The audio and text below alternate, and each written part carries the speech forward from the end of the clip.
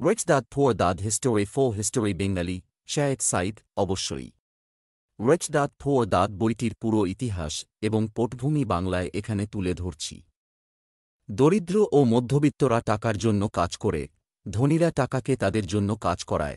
Financial education is more powerful than a good job. একটি ভালো চাকরির চেয়ে আর্থিক শিক্ষা অনেক শক্তিশালী। উপসংহার: রিচ দ্যাট পুয়ার দ্যাট আসলে অর্থনৈতিক স্বাধীনতার একটি জাগরণী ডাক। এটি আমাদের শেখায়, শুধুমাত্র চাকরি নয়, বিনিয়োগ ও সম্পদ তৈরি করাই ধনী হওয়ার মূল চাবিকাঠি।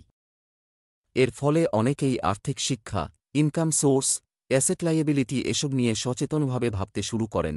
কিছু জনপ্রিয় উক্তি: the poor and the middle class work for money, the rich have money work for them.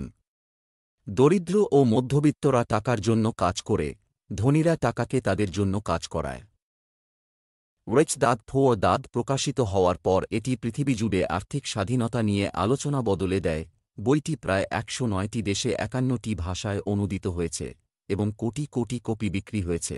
এটি শুধু একটি বই নয়, এটি একটি আর্থিক শিক্ষার আন্দোলনে পরিণত হয়েছে। কেন এটি বিশেষ? জটিল অর্থনীতি ও বিনিয়োগের বিষয়গুলো সহজ কথায় তুলে ধরা হয়েছে। অনেকেই এই বই পড়ে বিনিয়োগ, উদ্যোক্তা মনোভাব ও প্যাসিভ ইনকাম সম্পর্কে সচেতন হয়েছেন। মূল শিক্ষা ও দার্শনিক দিক: স্কুলে আমরা কিভাবে ভালো চাকরি পেতে হয় তা শিখি, কিন্তু কিভাবে অর্থনৈতিক স্বাধীনতা অর্জন করতে হয় তা শিখি না। ধনীরা তাদের আয় ও সম্পদ বাড়ানোর জন্য সম্পদে অ্যাসেট বিনিয়োগ করে, যেমন বাড়ি, শেয়ার, ব্যবসা।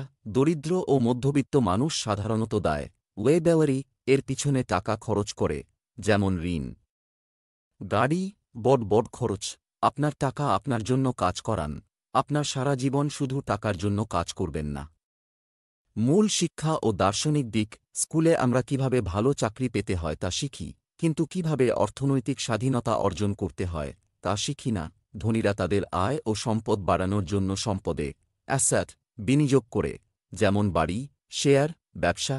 দরিদ্র ও মধ্যবিত্ত মানুষ সাধারণত দায় ওয়েবেওয়ারি এর পিছনে টাকা খরচ করে, যেমন ঋণ, গাড়ি, বড় খরচ।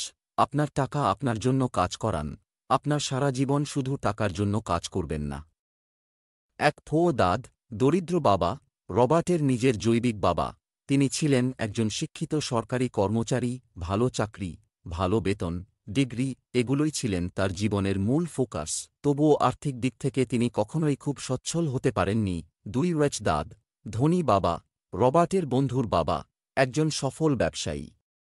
স্কুলের বাইরে রবার্টকে আর্থিক শিক্ষা, বিনিয়োগ আর ব্যবসার কৌশল শিখিয়েছিলেন। তিনি দেখিয়েছিলেন কিভাবে অর্থকে নিজের জন্য কাজ করাতে হয়। রিচ দ্যাড পুয়ার দ্যাড বইটির ইতিহাস: লেখক রবার্ট টি কিয়োসাকি। রবার্ট কিয়োসাকি।